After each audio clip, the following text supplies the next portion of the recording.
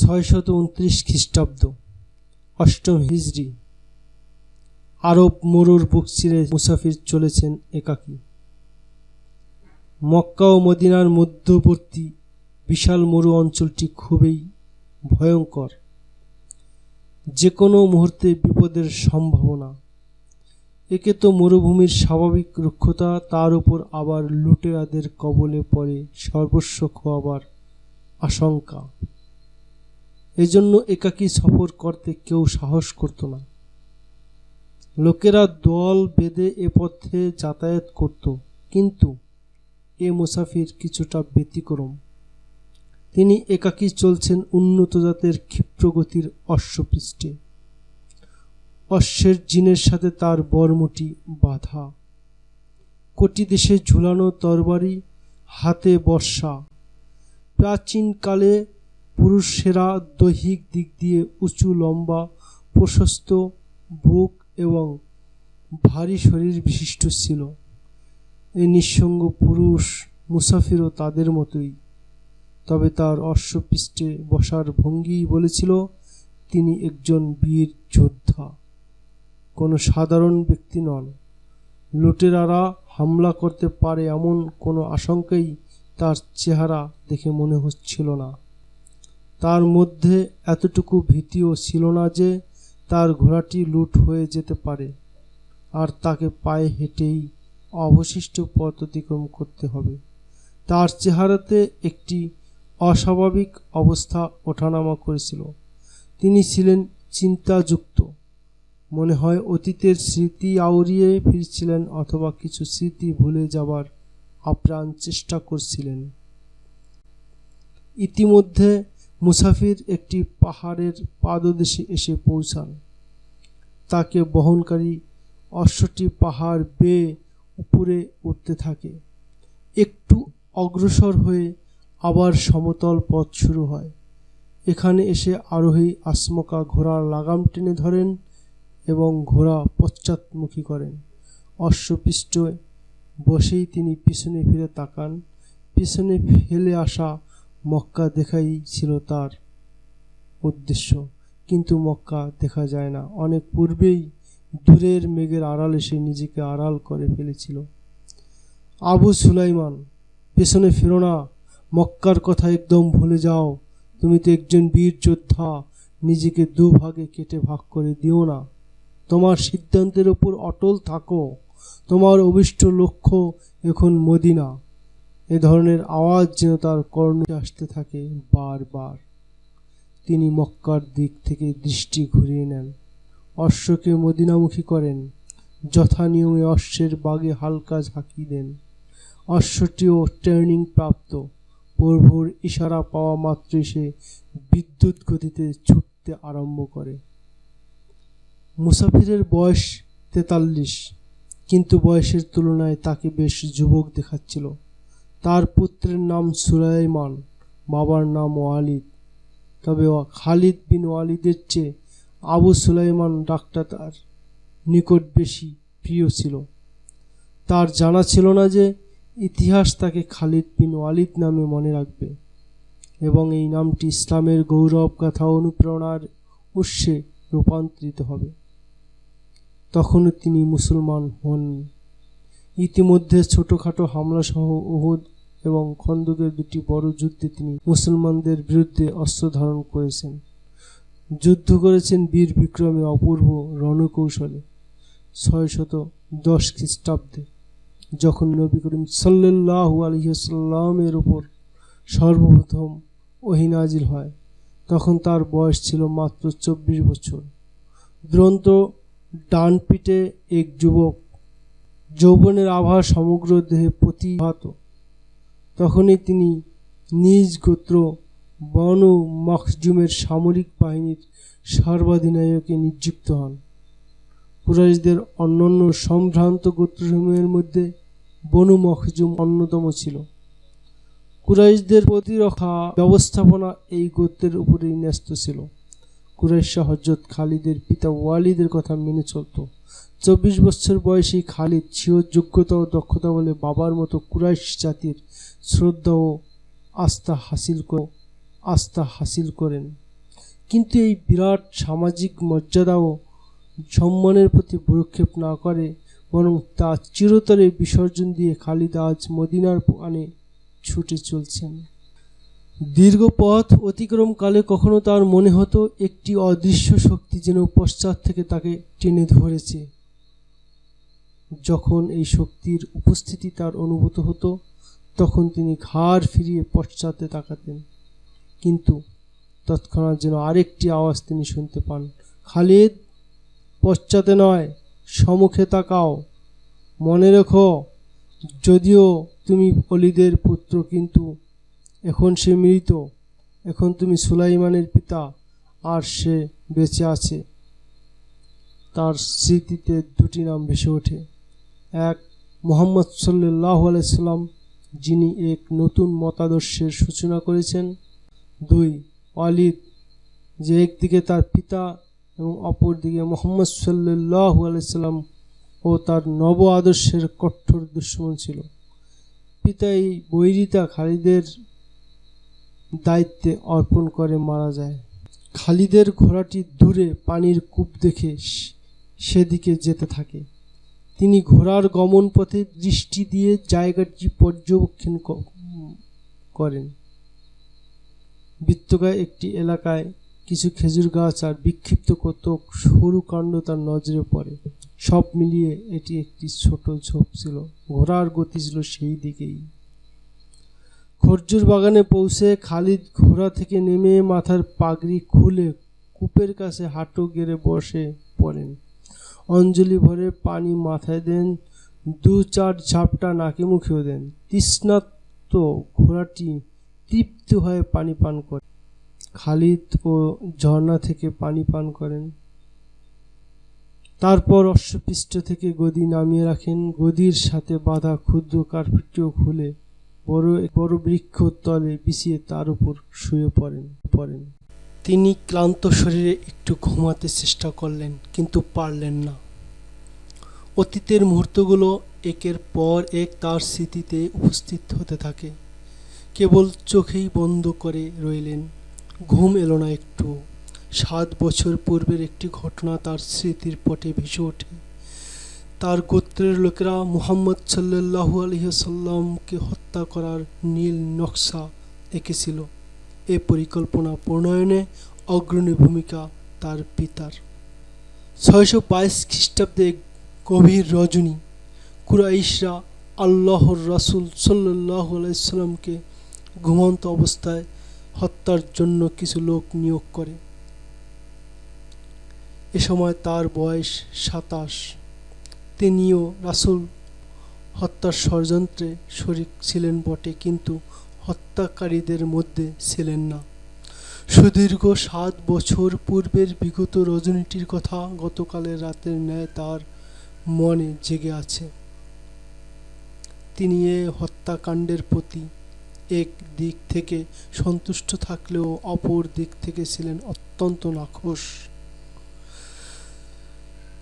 সন্তুষ্টির কারণ হচ্ছে তারই গোত্রের এক ব্যক্তি তাদের ধর্মবিশ্বাস মূর্তি পূজাকে অসার আখ্যা দিয়ে নিজেকে আল্লাহর নবী বলে দাবি করা আরব সমাজের দুশমনে পরিণত হয়েছে। এরূপ দুশমনের হত্যায় কে না খুশি হয়? পক্ষান্তরে নাখোশের কারণ হলো তিনি প্রকাশ্য ঘোষণা দিয়ে দুশমনকে সামনাসামনি হত্যায় বিশ্বাসী ছিলেন। এভাবে গুপ্ত হত্যা ছিল তার দৃষ্টিভঙ্গির সম্পূর্ণ বিরোধী। তবুও তিনি এর বিরোধিতা করলেন না। গুপ্ত হত্যাকারীরা যে রাতে রাসূল সাল্লাল্লাহু আলাইহি সাল্লামের বাসভবনে হানা দেয়, সে রাতে তিনি সেখানে ছিলেন না। ছিল না ঘরের আসবাবপত্র কিছুই। কুরাইশ নেতৃবৃন্দ ঘাতকদের পাঠিয়ে এ আশায় গভীর ঘুমে হারিয়ে যায় যে আগামীকাল ভোরের প্রথম শিরোনাম হবে মূর্তি পূজার সমালোচক ও নতুন ধর্মমতের প্রবর্তক নিহত। কিন্তু পরের ভোর তাদের জন্য কোনো সুসংবাদ বয়ে আনল না। তিক্ত হলেও এক মহা দুঃসংবাদ তাদের হজম করতে হলো। হতাশা ছড়িয়ে পরে সমগ্র মক্কায়। চরমভাবে ব্যর্থ হয় তাদের ভয়ানক ষড়যন্ত্র। পেছনের মানুষ তাদের ব্যর্থতার সমালোচনা করে, এই ভয় ভীতিতে মুখ ফুটে কিছু বলতে পারে না। পরস্পর সাক্ষাতে শুধু এতটুকুই কানাকানি করে যে মুহাম্মদ গেল কই। এদিকে হত্যার সুনির্দিষ্ট ক্ষণের অনেক আগেই ওহী মারফত হত্যার ষড়যন্ত্র অবগত হয়ে নবী করিম সাল্লাল্লাহু আলাইহি সাল্লাম মক্কা থেকে মদিনায় হিজরতের উদ্দেশ্যে যাত্রা করেন। ভোর পর্যন্ত অনেক দূর এগিয়ে গিয়েছিলেন তিনি। 7 বছর পর খালিদ মদিনায় যাচ্ছেন। তার স্মৃতি জুড়ে এখন মুহাম্মদ সাল্লাল্লাহু আলাইহি সাল্লামের অবস্থান। অথচ উহুদ যুদ্ধে তিনি হুবল ও উজ্জা দেবীর প্রধান দুশমন মুহাম্মদ সাল্লাল্লাহু আলাইহি সাল্লামকে হত্যার প্রাণান্তকর প্রচেষ্টা করেছিলেন, কিন্তু রাসূল সাল্লাল্লাহু আলাইহি সাল্লাম তার নাগপাশ এড়াতে সক্ষম হন। ফলে তার সকল চেষ্টা অরণ্যে রোদন হয়। খালিদের স্মৃতির সব কটি পর্দা বিগত ঘটনায় ভরপুর। স্মৃতির কুঠোরে সবই ছিল সংরক্ষিত। একটু অবসর পেয়ে এসব অতীত স্মৃতি এক এক করে তার সম্মুখে বর্তমান হয়ে উঠতে থাকে। এক পর্যায়ে স্মৃতি তাকে নিয়ে দাঁড় করায় 16 বছর পূর্বের একটি ঘটনা ও দৃশ্যের মুখোমুখি।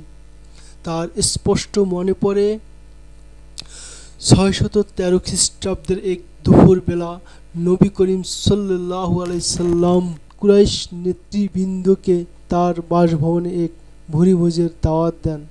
আহার পর্ব সমাপ্তির পর নবী করিম সাল্লাল্লাহু আলাইহি সাল্লাম আগত মেহমানদের দৃষ্টি আকর্ষণ করে বলেন, বনু আব্দুল মুত্তালিবের সম্মানিত ব্যক্তিবর্গ, আমি আপনাদের সম্মুখে ইসলামের দাওয়াত পেশ করে চলছি। সমগ্র আরবের আর কেউ তা পেশ করতে পারবে না। আল্লাহ তাআলা এর জন্য আমাকে মনোনীত করেছেন। তিনি আমাকে এ নির্দেশ দিয়েছেন যে আমি আপনাদেরকে যেন এমন এক ধর্ম বিশ্বাসের প্রতি আহ্বান জানাই যা আপনাদের ইহকালের সাথে সাথে পরকালের জীবনকেও সুখময় ও সাফল্যমণ্ডিত করবে। ওহী নাজিলের 3 বছর পর এটা ছিল নিকটবর্তী আত্মীয়দের প্রতি নবী করিম সাল্লাল্লাহু আলাইহি ওয়াসাল্লাম এর সর্বপ্রথম আহ্বান। খালিদ এ অনুষ্ঠানে উপস্থিত ছিলেন না। তার পিতা ছিল আমন্ত্রিত মেহমান।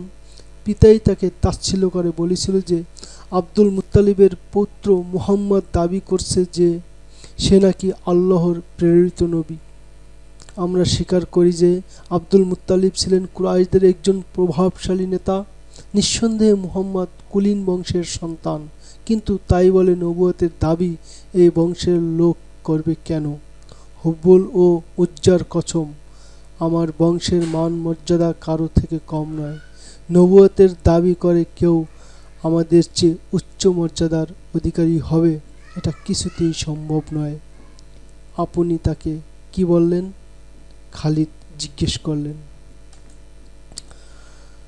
আমরা প্রথমে নীরব থাকলেও পরে সকলেই তার দাবি হেসে উড়িয়ে দেই। মুহাম্মদের চাচাতো ভাই আলী বিন আবু তালিব মুহাম্মদের নবুয়তের স্বীকৃতি দিয়েছে। তার পিতার সে বিদ্রুপাত্মক হাসি খালিদের আজও স্পষ্ট মনে পড়ে। 629 খ্রিস্টাব্দের অন্য আরেক ঘটনা খালিদের মনের পর্দায় ভেসে ওঠে। সেদিনও তিনি মক্কা মদিনার মধ্যবর্তী খরজুর বাগানে শায়িত ছিলেন। নবী করিম সাল্লাল্লাহু আলাইহি সাল্লাম এর নবুয়ত ও রিসালাত নেতারা মেনে না নিলেও অন্যান্যরা ঠিকই স্বীকৃতি দিচ্ছিল। এদের অধিকাংশই যুবক শ্রেণীর। অনেক নিঃস্ব গরিব লোকও ইসলাম গ্রহণ করেছিল। এতে করে নবী করিম সাল্লাল্লাহু আলাইহি সাল্লাম এর শক্তি সাহস বেড়ে গেল।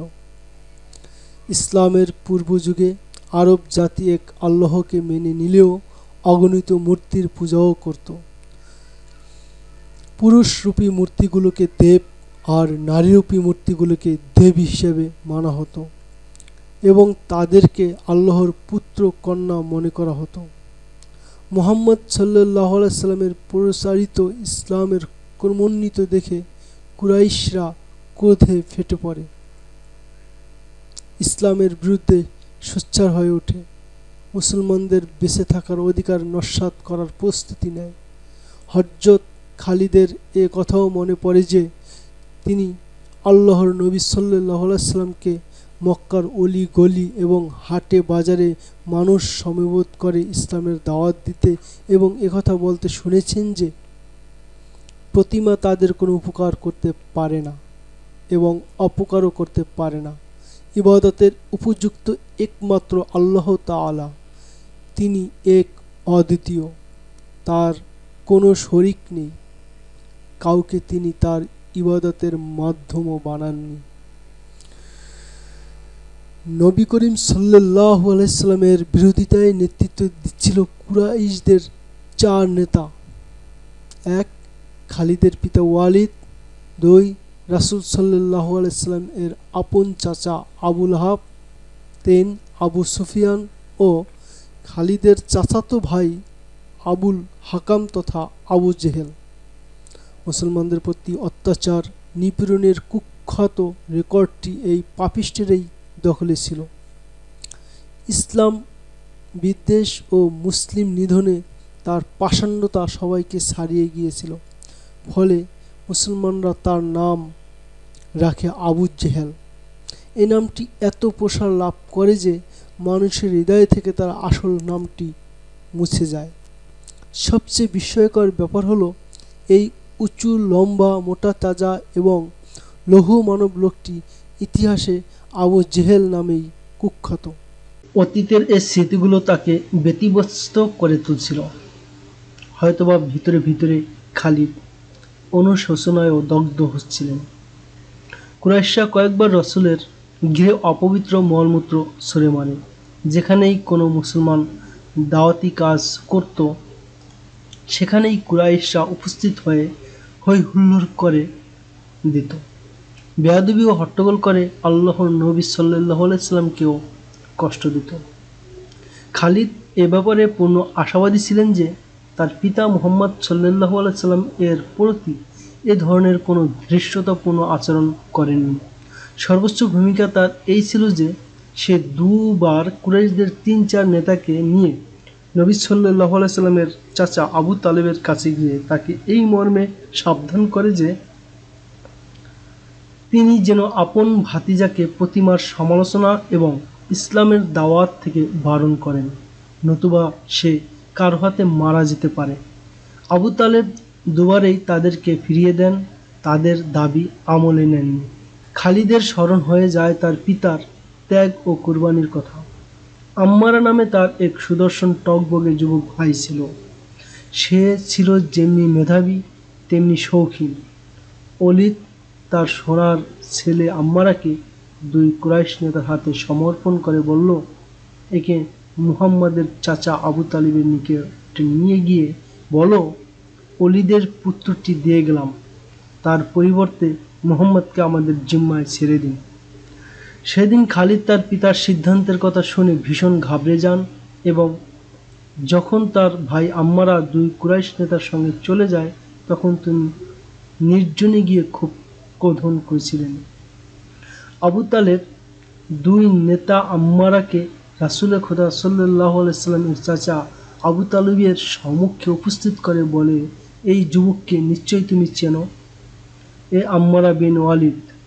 তুমি এও জানো যে তোমার নেতৃত্বাধীন হাশেম বংশে এর ন্যায় জ্ঞানী ও বিচক্ষণ ছেলে একটিও নেই।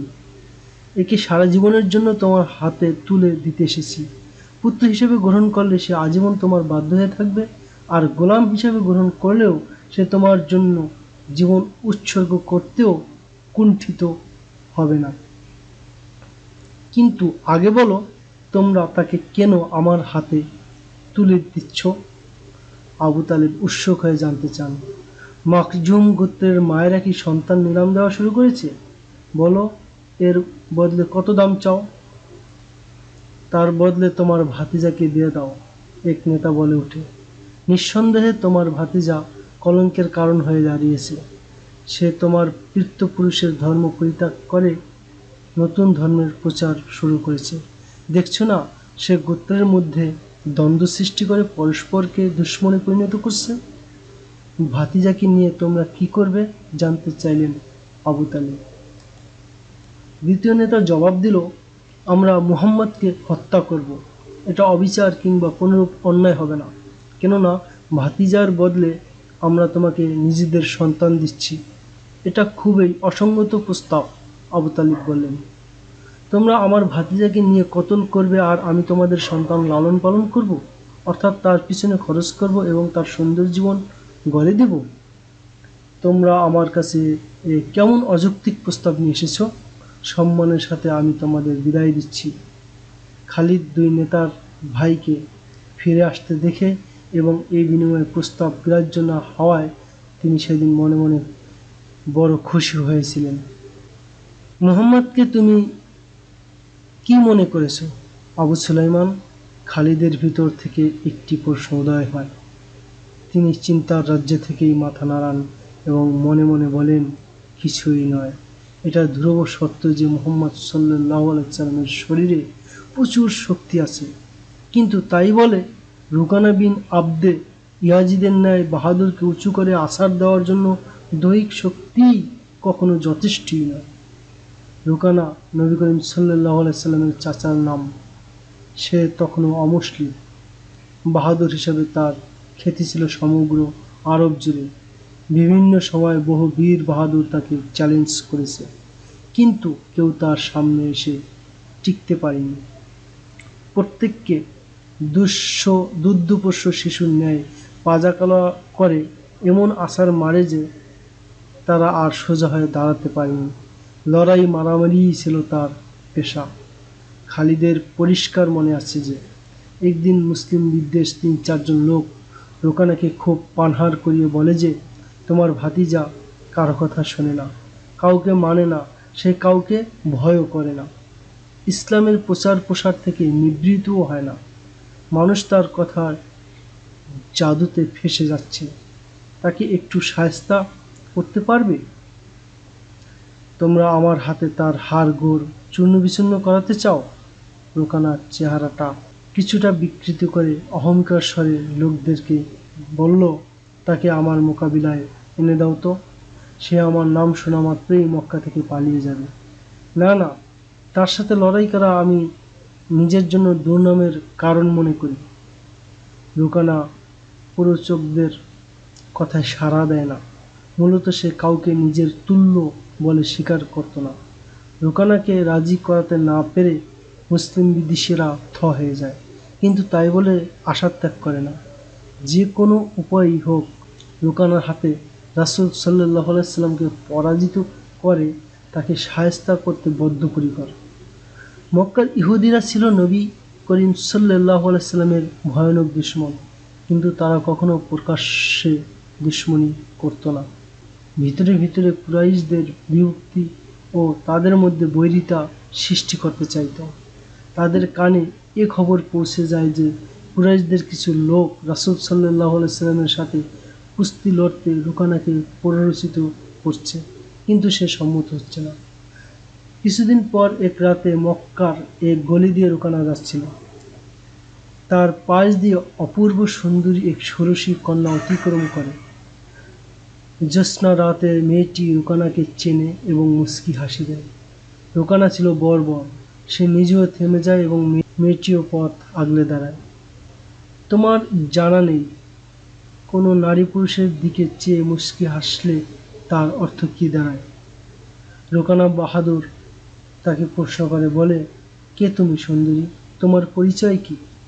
যুবতী জবাব দেয়, আমি আরমানের কন্যা সাবত। ওহ, আরমান ইহুদির কন্যা? রুকানা একথা বলতে বলতে যুবতীর স্কন্ধে হাত রেখে তাকে কাছে টেনে বলে, আমার শরীর কি তোমার এতই প্রিয়? আমার শক্তি কি? তোমার শক্তি আমাকে হতাশ করেছে। রুকানার মুখের কথা কেড়ে নিয়ে তার নিকট থেকে সরে যেতে যেতে সাবত বলে, তোমার ভাতিজা মুহাম্মদকে তুমি ভয় করো তা আমি জানি। কে বলে এমন কথা? রুকানা গর্জে উঠে জিজ্ঞেস করে। সবাই বলে। সাবত উত্তর দেয়, আগে মুহাম্মদকে পরাজিত করে দেখাও, আমার শরীরটা তোমাকে উপহার হিসেবে দিয়ে দেবে। খোদার ছেলে মেয়েদের শপথ, তোমার দাবি বাস্তবায়ন করেই তোমার সামনে এসে দাঁড়াবো। রুকানা বলে, তবে এটা বাস্তব যে আমি মুহাম্মদকে ভয় করি বলে যে কথা তুমি শুনেছ তা একদম ভুল। আসল কথা হলো, আমার চেয়ে দুর্বলের সাথে লড়াকে আমি নিজের জন্য লজ্জাকর মনে করি। তবে এখন আমার আর কোনো পরোয়া নেই, তোমার দাবি পূরণ করবই। প্রসিদ্ধ ঐতিহাসিক ইবনে হিশামের মতে রাসূলুল্লাহ সাল্লাল্লাহু আলাইহি সাল্লাম স্বয়ং রুকানাকে কুস্তি লড়তে আহ্বান করেন। কিন্তু ঐতিহাসিক ইবনুল আসির নির্ভরযোগ্য সূত্রে বর্ণনা করেন যে রুকানাই সর্বপ্রথম নবী করিম সাল্লাল্লাহু আলাইহি সাল্লামকে কুস্তি লড়তে আহ্বান করে এবং তাকে একথাও বলে যে, ভাতিজা, তুমি বড় হৃদয়বান এবং সাহসী। আমি জানি তুমি মিথ্যা বলা ঘৃণা করো, কিন্তু মানুষের বাহাদুরি আর সততার বাস্তব প্রমাণ হলো লড়াইয়ের ময়দান। কুস্তির মঞ্চে আসো। আমাকে পরাজিত করতে পারলে তোমাকে আল্লাহর প্রেরিত নবী বলে স্বীকৃতি দেব। আল্লাহর শপথ করে বলছি, তোমার ধর্ম কবুল করব। এটা চাচা ভাতিজার লড়াই হবে না। নবীজি সাল্লাল্লাহু আলাইহি ওয়াসাল্লাম রুকানার আহ্বানের জবাবে বলেন, এক প্রতিমা পূজারী বনাম এক সত্য নবীর লড়াই হবে। দেখো, পরাজিত হয়ে যেন আবার ওয়াদার কথা ভুলে না যাও। মরুভূমির আধারের ন্যায় মক্কার ঘরে ঘরে খবর ছড়িয়ে পড়ে যে মহাকুস্তিগিরি রুকানা বনাম মুহাম্মাদের মধ্যে কুস্তি হবে। এতে পরাজিত ব্যক্তি বিজয়ীর ধর্ম গ্রহণ করবে। নির্দিষ্ট সময়ে মক্কার ছোট বড়, নারী পুরুষ এবং ইহুদিরা কুস্তি মঞ্চের নিকট এসে প্রচণ্ড ভিড় করতে থাকে। সবাই অপেক্ষমান, সকলের দৃষ্টি মঞ্চের দিকে। কখন কুস্তি শুরু হবে, মন ভরে উপভোগ করবে দুই অসম লড়াকুর কুস্তি লড়াই। মুসলমানদের সংখ্যা ছিল হাতে গোনা কয়েকজন মাত্র। তারা তরবারি এবং বল্লমে সশস্ত্র হয়ে কুস্তি মঞ্চের আশেপাশে সতর্ক অবস্থান নেয়, কেননা তারা আশঙ্কা করে যে কুরাইশরা কুস্তি লড়ার বাহানা দিয়ে রাসূল সাল্লাল্লাহু আলাইহি ওয়াসাল্লামকে হয়তো হত্যা করে ফেলতে পারে। আরবের সবচেয়ে বীর্যবান এবং বিশাল বপুধারী কুস্তিগির রুকানা ইবনে আবদে ইয়াজিদ নবী করিম সাল্লাল্লাহু আলাইহি সাল্লামের সাথে কুস্তি লড়তে মঞ্চে আসে। রাসূল সাল্লাল্লাহু আলাইহি সাল্লামও যথাসময়ে হাজির হন। রুকানা রাসূলুল্লাহ সাল্লাল্লাহু আলাইহি সাল্লাম এর প্রতি অবজ্ঞার দৃষ্টি হানে এবং উপহাস করতে থাকে। রাসূল সাল্লাল্লাহু আলাইহি সাল্লাম সম্পূর্ণ নীরব থাকেন। তিনি পূর্ণ স্থির চিত্তে রুকানার চোখে চোখ রাখেন, যেন সে তার অগোচরে আক্রমণ কিংবা আঘাত হানতে না পারে। রুকানা রাসূল সাল্লাল্লাহু আলাইহি সাল্লাম এর চারপাশে এভাবে ঘুরতে থাকে, যেভাবে বাঘ শিকারীর চারপাশে তাকে কাবু করার জন্য ঘুরে। কৌতূহলী দর্শকরা রাসূল সাল্লাল্লাহু আলাইহি সাল্লামকে ঠাট্টা করলেও মুসলমানরা ছিল চুপচাপ। তারা মনে মনে আল্লাহকে স্মরণ করছিল। সর্বোচ্চ সতর্কতা হিসেবে তাদের সবার হাত ছিল তরবারির বাটের উপর। আল্লাহ পাকই ভালো জানেন এরপর হঠাৎ কি হলো। রাসূল সাল্লাল্লাহু আলাইহি সাল্লাম এমন পাল্টা আক্রমণ করলেন যে মুহূর্তেই লড়াইয়ের মোড় ঘুরে গেল। জনতার উচ্চকিত আওয়াজ হঠাৎ স্তব্ধ হয়ে যায়। অবাক বিস্ময়ে জনগণ দেখল রাসূল সাল্লাল্লাহু আলাইহি সাল্লাম এর অপূর্ব রণকৌশল আর শক্তির বিশালতা। ইবনুল আসির লিখেন, রাসূল সাল্লাল্লাহু আলাইহি সাল্লাম রুকানাকে দু হাতে উঁচু করে ধরে জোরে আছাড় মারেন। এতে রুকানা আহত ব্যাঘ্রের ন্যায় গর্জে ওঠে, রাসূল সাল্লাল্লাহু আলাইহি সাল্লামের প্রতি আক্রমণে তেড়ে আসে। তিনি এবারও অপূর্ব কৌশলে হামলা করেন এবং তাকে ধরে আবার মাটিতে ছুঁড়ে মারেন। সে পুনরায় আক্রমণ করতে উঠে দাঁড়ালে রাসূল সাল্লাল্লাহু আলাইহি সাল্লাম তৃতীয়বারের মতো আবার তাকে উপরে তুলে আছাড় মারেন। বিশাল শরীরে পরপর তিনবার প্রচণ্ড আঘাত খাওয়ায় রুকানা কুস্তি লড়তে অযোগ্য হয়ে যায়। সে মাথা নিচু করে কুস্তি মঞ্চ থেকে নেমে আসে। উপস্থিত জনতার উপর পিতৃপতন নীরবতা নেমে আসে। সরব মুখগুলো হঠাৎই নীরব হয়ে যায়। ঘটনার আকস্মিকতা এবং ফলাফল বিপর্যয়ে কুরাইশদের মাথা নিচু হয়ে চুপসে যায়। অপরদিকে হাতে গোনা মুসলমানরা আনন্দে নাঙ্গা তলোয়ার এবং বর্শা ঊর্ধ্ব দিকে উঁচিয়ে মুহুর্মুহু গগনবিদারী আওয়াজ দিতে থাকে। চাচা রুকানা, রাসূল সাল্লাল্লাহু আলাইহি সাল্লাম উচ্চস্বরে ডেকে বলেন, আপনার অঙ্গীকার পূরণ করুন এবং এখনই ঘোষণা করুন যে আজ থেকে আপনি মুসলমান। কিন্তু রুকনা ইসলাম গ্রহণ করতে সম্পূর্ণ অস্বীকার করে।